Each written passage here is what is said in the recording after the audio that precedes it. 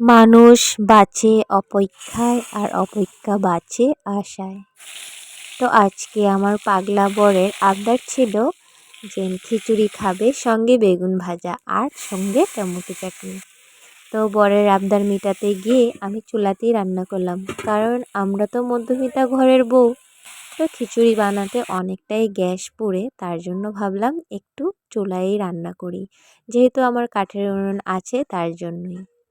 তো দেখো, যেই কথা সেই কাজ। তারপর এখানে খিচুড়ি বানালাম, তার সাথে বেগুন ভাজা করলাম, পটল ভাজা করলাম। ঠান্ডার সিজনে অনেকগুলো সবজি থাকে তার জন্যই। আর এখানে মূলা দুটো ছিল, মূলাটাকে ভাজতে গিয়ে পড়েই গেল।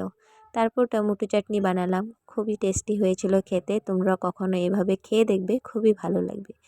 এবার তাহলে আসি, ভালো লাগলে একটা লাইক, কমেন্ট আর ফলো করে দেবে। এবার তাহলে টাটা, লাভ ইউ অল। সবাই ভালো থেকো, সুস্থ থেকো এবং আমাকে অনেক অনেক সাপোর্ট করো।